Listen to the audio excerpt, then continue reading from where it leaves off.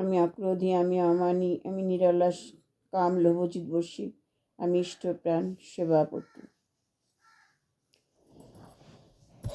শ্রী শ্রী ঠাকুরের প্রদর্শিত জীবন দর্শনের একটি বিশেষ দিক হলো পরিবেশের সবাইকে নিয়ে বড় হওয়ার কথা।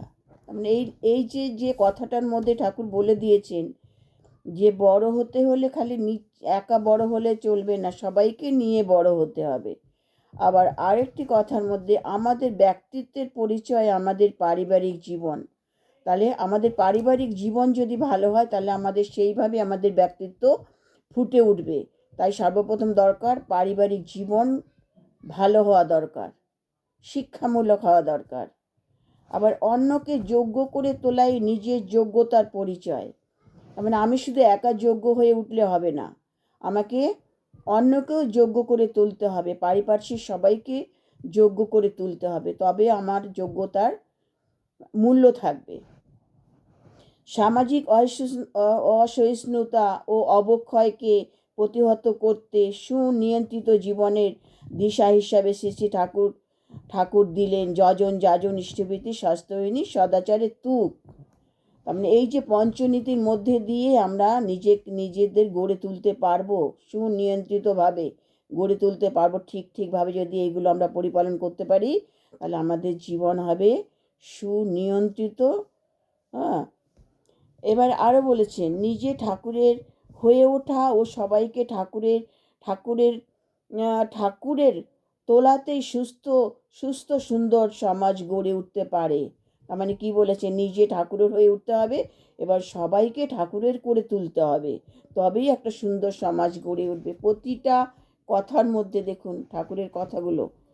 তারপরে আবার বলেছি পিতা মাতার মধ্যে ঝগড়া ছেলে মেয়েদের বিপদগামী করে তোলে। শ্রী শ্রী ঠাকুর এটা বলেছে। তার মানে পিতা মাতা ঝগড়া করলে ছেলে মেয়েরা বিপদগামী হয়ে যায়, তারা সঠিকভাবে বেড়ে উঠতে পারে না। বাবা মার ঝগড়া দেখে দেখে তাদের জীবনটাই অতিষ্ঠ হয়ে যায়, তারা বিপথে চলে যায়। তারা সদ্ব্যবহার করে সেই সময়টা, তাদের যে বয়সটা সদ্ব্যবহার তারা করে। স্বামী স্ত্রী ঝগড়া করে, ছেলে পুলে দেখে গোল্লায় সদর দ্বারে বাছাগুলো রাখে। হ্যাঁ, তার মানে গোল্লায় সদর দ্বারে বাচ্চাগুলো তোমরা রাখছো, তোমরা ঝগড়া করছো, আর ছেলে মেয়েকে সেই গোল্লায় সদর দরজায় দাঁড় করিয়ে দিচ্ছ। ঠাকুর বলেছেন যোগ্য সেই যে অন্যকে যোগ্য করে তুলতে পারে, আর নিজের জীবনকে ইষ্টের সাথে যুক্ত করে রাখার মধ্যে দিয়ে নিজে যোগ্য হয়ে ওঠা যায়। যে অন্যকে যোগ্য করে তুলতে পারে, হ্যাঁ, তুলতে পারে সেই যোগ্য মানুষ, অন্যকে যোগ্য হয়ে উঠতে সাহায্য করা যায়। সামাজিক সম্প্রীতি সৃষ্টি করাই ঠাকুরের মানুষের কাজ। হ্যাঁ, তার মানে সামাজিক সম্প্রীতি গড়ে তুলতে হবে, খালি নিজেদের মধ্যে সম্প্রীতি থাকলে হবে না, সমাজের প্রতি পরিবেশের প্রতি সম্প্রীতি মানে সুন্দর সম্পর্ক গড়ে তুলতে হবে প্রত্যেকের সঙ্গে প্রত্যেকে। এটা হয়েছে অনুকূল ঠাকুরের শিষ্যদের কাজ। প্রতিটা কথা দেখুন। এবারে মনকে প্রবৃত্তি মুক্ত রাখতে হলে আমার চলাটা হবে ঠাকুরের মনোজ্ঞ।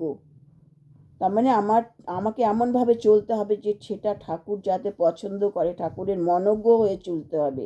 ঠাকুর বলেন মানুষের সাথে কথা বলতে গেলে সর্বপ্রথম দরকার একটা দরদি মন নিয়ে কথা বলতে হবে, মানুষ যাতে আঘাত না পায়। মানুষ কী করছে, মানুষ যাতে আঘাত না পায় সেইভাবে আমাদের সেইভাবে গড়ে তোলে। এই নিয়ে এই যে মানব দরদের একটা ঘটনা। হ্যাঁ, তিনি পার্লারে বসে আছেন ঠাকুর।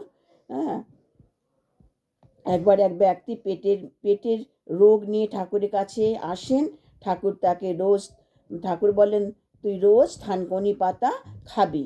হ্যাঁ, ঠাকুর বলছেন ছেলেটিকে।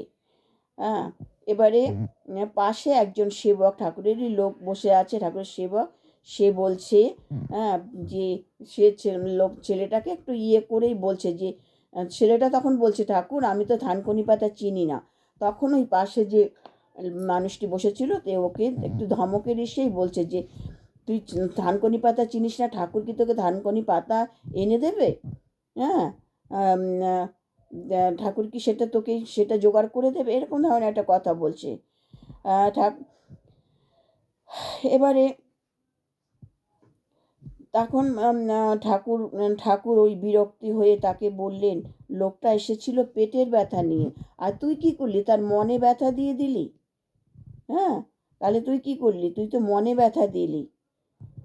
ঠিক আছে, সে থানকুনি পাতা চেনে না, তোর উচিত ছিল তাকে থানকুনি পাতা চিনিয়ে দেওয়া। হ্যাঁ, তাহলে এই ঘটনা থেকে আমরা শিখি কেমন করে দরদি ব্যবহার করতে হয়। শ্রী ঠাকুর আমাদের শেখালেন এইভাবে মানব সম্পদের পরিচর্যা করতে হয়। ঠাকুর দেওঘরে আসার বেশ কিছুদিন পরের ঘটনা। স্থানীয় এক যুবক টাঙা চালিয়ে পরিবার পরিবার প্রতিপালন করে ওখানকার দেওঘর আশ্রমের পাশে। তা ওই যখন টাঙা চালায়, আর ওই যখন সে কাজের ফাঁকে ফাঁকে অবসর পায়, তখন ছেলেটা কি করে, ঠাকুরের নিন্দা করে, ঠাকুরের সব নিন্দা করে। সেটা জানি না কেন ঠাকুরের নিন্দা করে। তখন এই কথাগুলো ঠাকুরের কানে আসে। তখন ঠাকুর কি করেছে, ঠাকুর বলছে যে ঠিক আছে, ওকে একদিন আমার কাছে ডেকে নিয়ে আয়। তখন সেই ছেলেটাকে একবার তোকে ঠাকুর ডেকেছে। ডেকে নিয়ে এসে তখন ঠাকুর বলছে যে তোর কথাবার্তা, তোর তো বুদ্ধি দেখে মনে হয় তুই পড়াশোনা শিখলে তুই অনেক লেখাপড়া শিখতে পারতিস, তুই পড়াশোনা শিখলি না কেন। ঠাকুর, টাকা পয়সা কোথায় পাবো। তা বলছে, আমি যদি তোকে লেখাপড়া শেখাই তাহলে তুই শিখবি। বলে, হ্যাঁ শিখবো। তা ঠাকুর তাকে কি করেছে, সেই ঠাকুর তাকে সে বলছে, তুই টাঙাও চালাবি আবার লেখাপড়া শিখবি, তুই আমার আশ্রমে চলে আসবি। তা ঠাকুর সেই দিন থেকে ঠাকুর তাকে লেখাপড়া শিখিয়েছে। শেখানোর পরে তাকে তাকে অনেক লেখাপড়া শিখেছে। তারপর সে বড় হয়ে ওখানকার স্থানীয় বোর্ডের চেয়ারম্যান হন। এই ঘটনাগুলি থেকে আমরা শিখি কিভাবে মানব সম্পদকে যোগ্য করে তুলতে হয়। তা ঠাকুর এইভাবে প্রতিবাদ করত। ঠাকুরের প্রতিবাদ ছিল এরকম, বলছে যে তোর সাথে খারাপ ব্যবহার করবে, তাকে সঙ্গে সঙ্গে তার সাথে খারাপ ব্যবহার করবি, তার সাথে আরও এমন ব্যবহার করবি যাতে তার অনুশোচনা হয়। ওই একটা আমাদের এসে সত্যানুসরণী ঠাকুর যে তাকে বড় পিঁড়ি দিবি, হ্যাঁ বসতে দিবি, তাকে সুন্দরভাবে খাওয়া দাওয়া করাবি। হ্যাঁ, এইভাবে যে শত্রু যদি তোর বাড়িতে আসে, তখন কি হবে, ওই যে আস্তে আস্তে তার বিবেক সাড়া দেবে।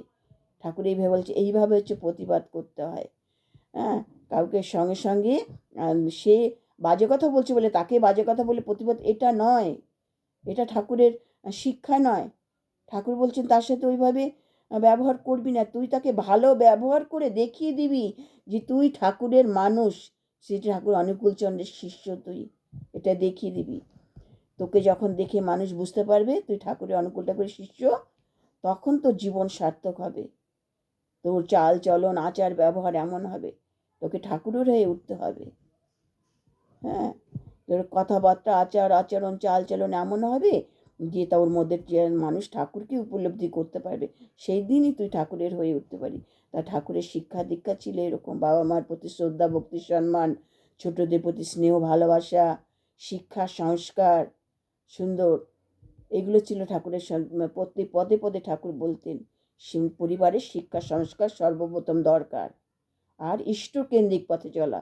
এই দুটো জিনিস, শিক্ষা সংস্কার আর তাকে আধ্যাত্মিক পথে চলতে হবে, ইষ্টকেন্দ্রিক পথে চলতে হবে, তবে আর সেই সংসারে এত অধঃপতন বা এত অশান্তি, এত রকম বিপর্যয় সেখানে আসতে পারে না। ঠাকুরের এই কথা। আর কি করতে হবে, সকালবেলা ইষ্টভীতি, যথাসময় ইষ্টভীতি করতে হবে, আর দুবেলা সন্ধ্যা প্রার্থনা করা। হ্যাঁ, আর এক মনে কিছুক্ষণ সময় ধ্যান করা। ধ্যান করলে কি হয়, মস্তিষ্কের স্নায়ুগুলো সূক্ষ্ম সূক্ষ্ম স্নায়ুগুলো উজ্জীবিত হয়, সেখানে শক্তি সঞ্চয় হয়। হ্যাঁ, ওই যে এক মনে কিছুক্ষণ ধ্যান করতে বলেছেন। আর সর্বদা নাম করতে হবে, উঠতে বসতে সব সময়। ঠাকুরের দুটো লাইন আছে, আমি ভুলে গেছি, সুন্দর দুটো লাইনের মধ্যে বলে দিয়েছি। উষায় নিশায় মন্ত্র সাধন, চলাফেরায় জপ, এইভাবে একটা গিয়ে আছে সুন্দর। তাই সব সময় সর্বদা ঠাকুরের নাম করতে হবে, নামময় হয়ে উঠতে হবে। হ্যাঁ, তাহলে সমস্ত বিপদ থেকে আমরা, অশুভ শক্তি থেকে বা বিপদ থেকে আমরা সর্বদা মুক্তি পাবো আমরা। আমাদের ধারে কাছে কোনো অশুভ শক্তি ঘেঁষতে পারবে না, যদি এক মনে আমরা সর্বদা নামের মধ্যে থাকি, নাম করি। হ্যাঁ, আর ওই যে ধ্যান বলেছে, 1 ঘন্টা 2 ঘন্টা এক মনে বসে এক চিন্তা, এক নিষ্ঠার সাথে ধ্যান করতে হবে ঠাকুরের সেই যে চক্রাকারে যে আমাদের যে ফটোটা দিয়েছেন, ওই ফটোর দিকে তাকিয়ে এক মনে ধ্যান করতে, তাহলে আমাদের মন শান্ত হবে, শরীর শান্ত হবে, মাথা স্থির হবে, সমস্ত দিক দিয়ে আমরা শান্ত হতে পারবো। জয় গুরু। আমার আলোচনা যদি ভালো লাগে লাইক শেয়ার কমেন্ট করবেন, সকলকে শেয়ার করবেন কথাগুলো। আমি আবারও বলছি, বর্তমান যুগ খুব খারাপ, সকলকে শেয়ার করুন। মানুষের শোনা দরকার কথাগুলো, মানুষের শোনা দরকার। শোনার মধ্যে দিয়ে হয়তো তার কিছু হয়তো পরিবর্তন আসবে। এটাও কিন্তু একটা ধর্ম কাজ, এটাও কিন্তু একটা মানব ধর্ম। আপনি যদি 10 জনকে শেয়ার করে দিন, এটা আপনি একটা কাজ করছেন, ধর্মের কাজ করছেন, এটা জানবেন। সকলকে জানতে সাহায্য করুন, সকলের মঙ্গল প্রার্থনা করি। জয় গুরু।